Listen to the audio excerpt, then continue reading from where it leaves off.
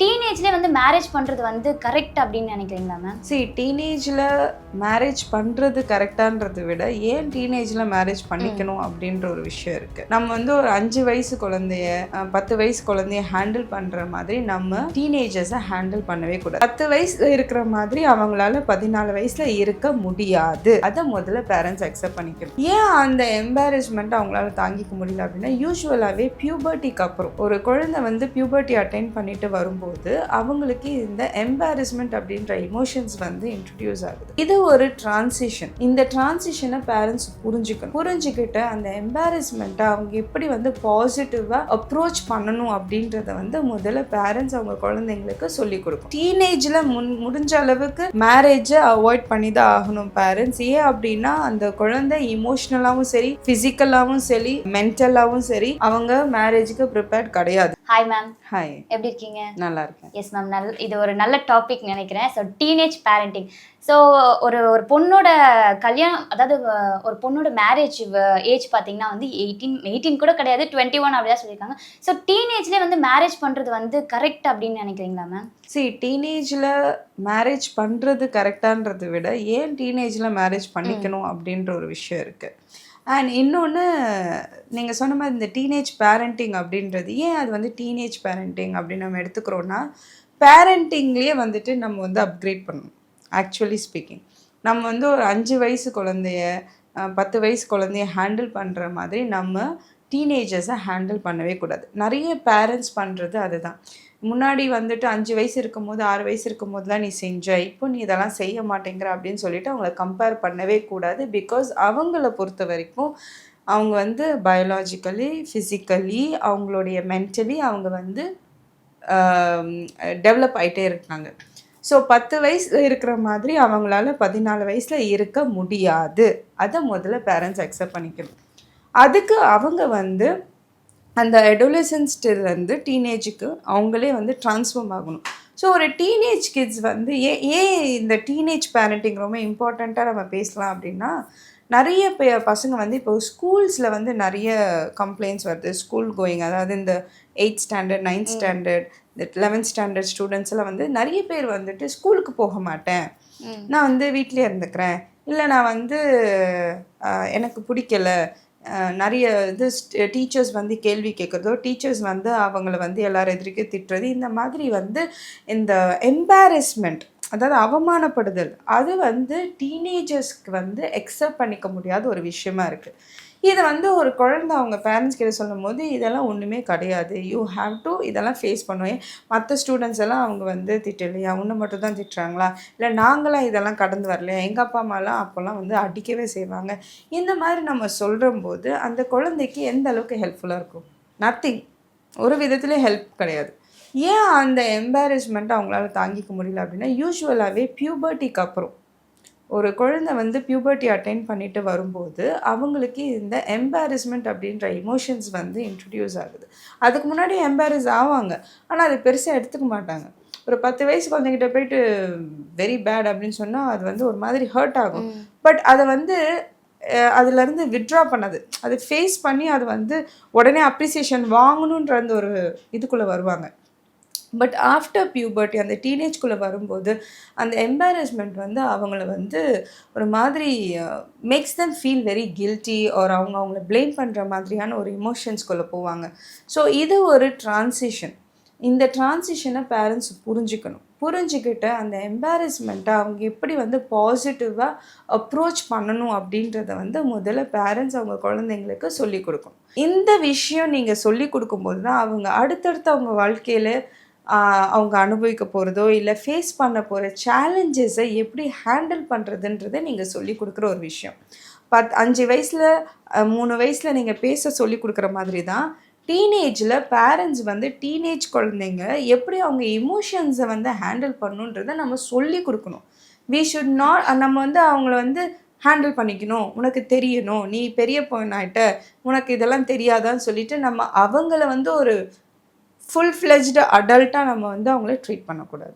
But வந்து இவ்வளவோ சொல்லிக் கொடுக்குற பேரண்ட்ஸே வந்து ஒரு சில மிஸ்டேக் பண்ணுறாங்க மேம். ஃபார் எக்ஸாம்பிள் என்னன்னா, இப்போ வந்து அவங்களோட இதில் வந்து சொந்தம் விட்டு போகக்கூடாது அப்படின்ற ஒரு காரணத்துக்காக என்ன பண்ணுறாங்கன்னா, ஒரு 24 வயசு அவருக்கும் ஒரு 14, 15 அந்த வயசு இருக்கிறவங்களுக்கும் மேரேஜ் பண்ணுறாங்க. இது எப்படி பார்க்குறீங்க மேம்? சரி, அது வந்து ஐ திங்க் ரொம்ப கம்மியாயிடுச்சுன்னு நினைக்கிறேன். அது இந்த அளவுக்கு வந்து ரொம்ப அது வந்து ப்ரிவலண்ட் இங்கே நம்ம சிட்டியில் எனக்கு தெரிஞ்சு அது ரொம்ப பட் அதிகமாக வில்லேஜ் இல்லை. சைடில் அது இருக்கு. வில்லேஜ் சைட்ஸில் இருக்க தான் செய்யுது. பட் அந்த வில்லேஜ் சைட்ஸுமே இப்போ ரொம்ப அந்த ஒரு டிபெண்டன்சி குறைச்சிட்டு தான் வராங்க. ஏன்னா அவங்களுக்கு என்னென்னா தெரியாத ஒரு இடத்துல குழந்தைய போய் கொடுத்துட்டு கஷ்டப்பட்டா நம்மளால போய் கேட்க முடியாது. ஸோ எப்போவுமே வந்துட்டு பேரண்ட்ஸும் சரி யாருமே சரி கல்யாணம் பண்ணதுக்கப்புறம் கஷ்டப்படுவாங்க அப்படின்ற ஒரு கான்செப்டுக்குள்ளே தான் வராங்க. ஸோ அப்படி இருக்கும்போது சேஃபாக கொடுக்கறதுக்கு சொந்தக்கார பையன் யாருக்காவது கொடுக்கறது அந்த மாதிரி கொடுத்துறாங்க. பட் டீனேஜில் முடிஞ்ச அளவுக்கு மேரேஜை அவாய்ட் பண்ணி தான் ஆகணும் பேரண்ட்ஸ். ஏன் அப்படின்னா அந்த குழந்தை இமோஷ்னலாகவும் சரி ஃபிசிக்கலாகவும் சரி மென்டலாகவும் சரி அவங்க மேரேஜுக்கு ப்ரிப்பேர்ட் கிடையாது. Marriage is not a destination for girls.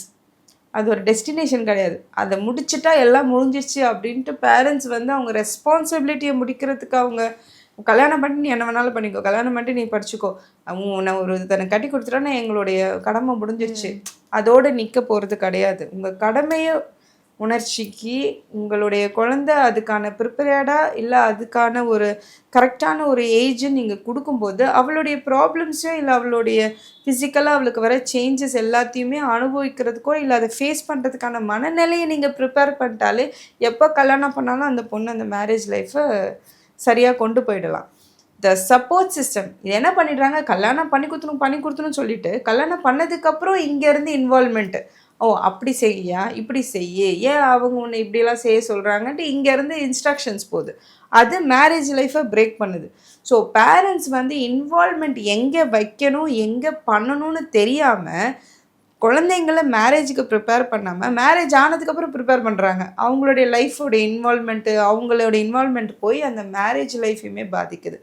And இந்த டீனேஜ்லேயே நிறைய விஷயங்கள் பேரண்ட்ஸ் வந்து குழந்தைங்களை வந்து எக்விப் பண்ணணுன்றது தான் பெட்டர் ஆப்ஷன். ஒருவேளை டீனேஜ் வயசில் அவங்க மேரேஜ் பண்ணிட்டாங்க அப்படின்னும் போது அவங்களோட பாண்ட் வந்து எந்த அளவுக்கு வந்து இதுவாக இருக்கும் அண்ட் வந்து என்னென்ன மாதிரி ஆக்டிவிட்டீஸ்லாம் நீங்கள் கொடுக்கலான்னு நினைக்கிறீங்க, லைக் ஒரு ரெக்கமெண்ட் பண்ணலான்னு இருக்கீங்க? இல்லை, எனக்கு தெரிஞ்சு டீனேஜில் மேரேஜ் பண்ணுறதே தப்பு தான். அது ரெக்கமெண்ட் கூட பண்ண தேவையில்லை.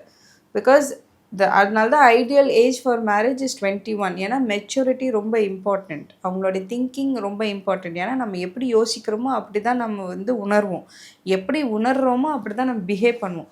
ஸோ தாட் ப்ராசஸ்லேயே உங்களுக்கான மெச்சூரிட்டி இல்லை, உங்களுக்கான தாட் ப்ராசஸ்லேயே வந்து உங்களுக்கு ஒரு கிளாரிட்டி இல்லை அப்படின்னா உங்களுடைய ஃபீலிங்ஸும் வந்து கிளியராக இருக்காது. அந்த ஃபீலிங்ஸே வந்து ஒரு மாதிரி என்ன சொல்கிறது, நான் எடுத்துக்கிற விதம் அப்படின்னு இருக்குல்ல, அதுவே வந்துட்டு மெச்சூர்ட் லெவலாக இருக்காது. ஸோ உங்களுடைய பிஹேவியரும் மெச்சூர்டாக இருக்காது. அப்படின்னும் போது டீனேஜ் ஏஜில் மேரேஜ் பண்ணிக்கிறது, அது அப்பா அம்மா பார்த்து கல்யாணம் பண்ணாலும் சரி நீங்களாவே லவ் பண்ணி கல்யாணம் பண்ணிக்கிறதா இருந்தாலும் சரி, don't marry in your teenage. இது உங்களுடைய லைஃப்பையே புரட்டி போட்டுரும். Because teenage is for you to decide your career. உங்கள் ஃப்யூச்சர், உங்களுடைய அடுத்தது என்ன பண்ண போகிறேன், நான் என்னவாக போகிறேன், அந்த விஷயத்த முடிவு பண்ணுறது தான் இந்த டீனேஜ் டைம். அதை வந்து நீங்கள் மேரேஜுக்கு கொடுத்துட்டீங்க அப்படின்னா உங்களுடைய ஃப்யூச்சர் வந்து ரொம்ப டிஸ்டர்ப் ஆகிடும். ஸோ அதனால் எனிதிங் பேரண்ட்ஸாக இருந்தாலும் சரி எந்த டீனேஜாக இருந்தாலும் சரி தயவு செஞ்சு உங்களோட டீனேஜில் மேரேஜ் பண்ணிக்காதீங்க. பட் ஆனால் அந்த டீனேஜ் அந்த ஒரு கேட்டகரியில் வந்து சில ஹார்மோன்ஸ்லாம் வந்து சேஞ்ச் ஆகும். ஸோ இதுக்கு வந்து பேரண்ட்ஸோட அவேர்னஸ் வந்து வேணுமா மேம்? கண்டிப்பாக வேணும்.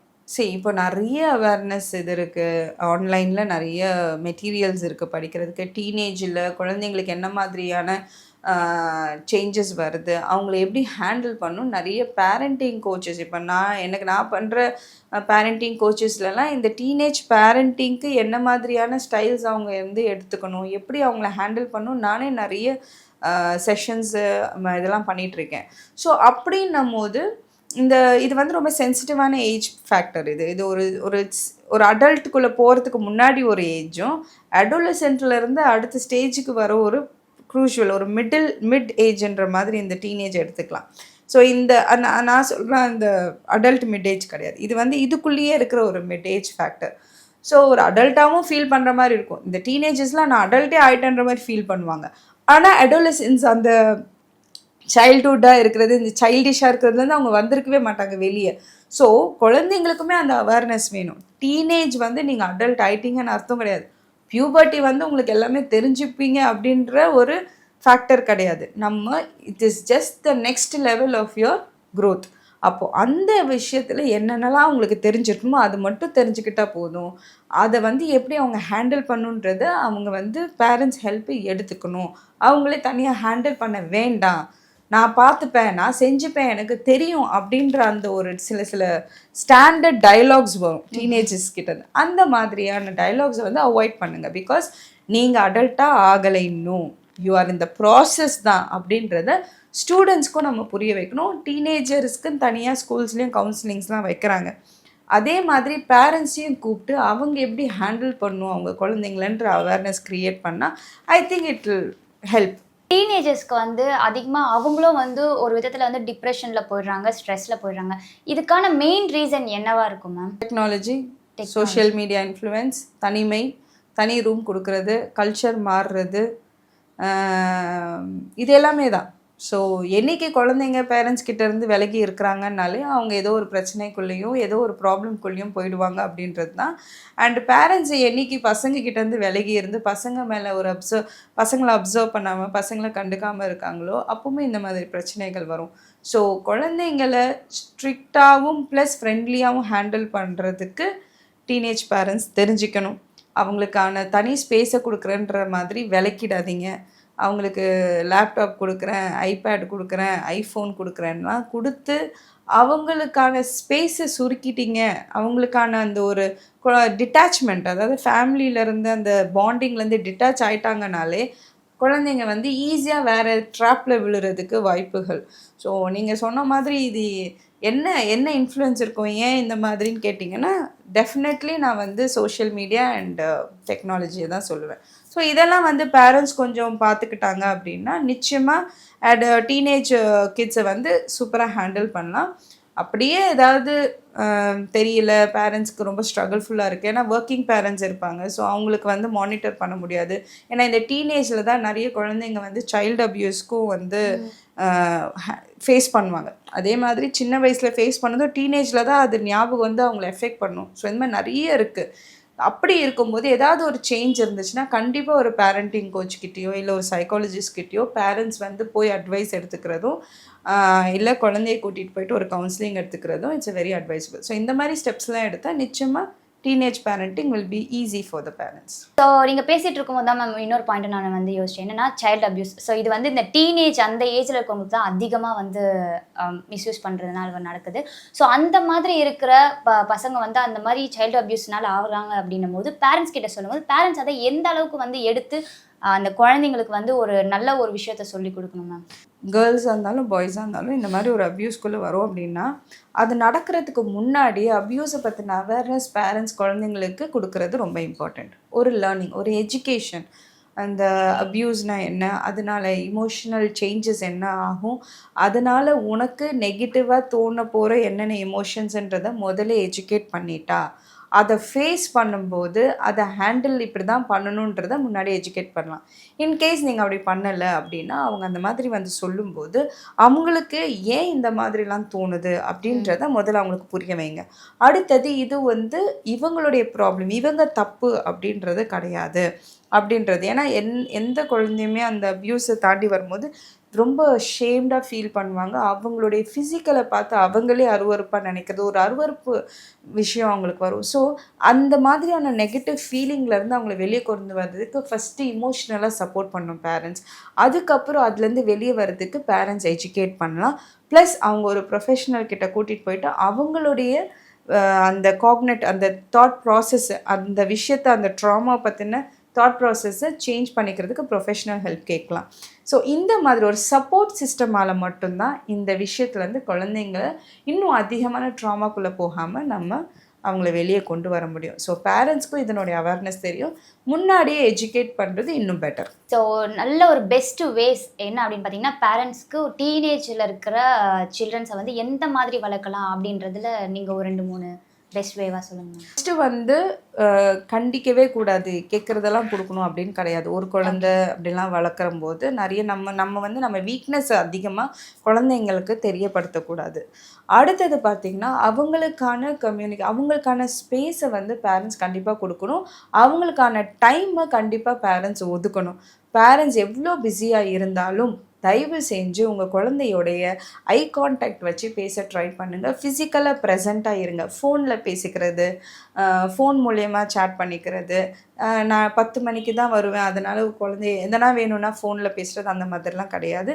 Suppose if the father and the mother அவங்க 2 பேர் மேலேயும் டைம் 10 மணிக்கு உள்ளே தான் வருவாங்க அப்படின்னா, see that ஏதாவது ஒரு கட்டத்தில் ஏதாவது ஒரு டைமில் ஒரு ஈவன் 6 o'clock வந்துட்டிங்கன்னா ஒரு ½ an hour கண்டிப்பாக ஃபேமிலி சர்க்கிள், ஃபேமிலி டைம் அப்படின்றத நீங்கள் ஒதுக்கி தான் ஆகணும். இப்போ ஃபாதர் வர முடியலன்னா அட்லீஸ்ட் மதராவது அதை வந்து ஃபாலோ பண்ணணும். இல்லை மதர் இல்லை ஃபாதர் இருக்காங்கன்னா அந்த டைமை வந்து விட்டுறக்கூடாது. ப்ளஸ் தனியாக இடம் கொடுக்குறேன், தனியாக தூங்க கொடுக்குறேன் அப்படின்னு சொல்லிட்டு தனி ரூமுன்றத அவங்களுக்கு டிட்டாச்மெண்ட் ஆகாமல் பார்த்துக்கோங்க. தூங்கிறதுக்கு மட்டும் அந்த ரூமும் நிறைய ஃபேமிலி டைமும் இருக்கிற மாதிரி பார்த்துக்கோங்க. Don't allow the kids to lock their room unless and until they are dressing. அதை தாண்டி don't allow them to lock up. So இது எல்லாமே அவங்கள தனிமைப்படுத்தும். ஸோ அவங்க பிரச்சனையை சந்திக்கும் போது தனியாகவே ஸ்ட்ரகிள் பண்ணுவாங்க. ஸோ பேரண்ட்ஸ்க்கு நிறைய விஷயம் தெரியாமையே போயிடும். ஸோ எந்த அளவுக்கு குழந்தைய பற்றி பேரண்ட்ஸ்க்கு தெரியுதோ அந்த அளவுக்கு குழந்தை சேஃபாக இருப்பாங்க.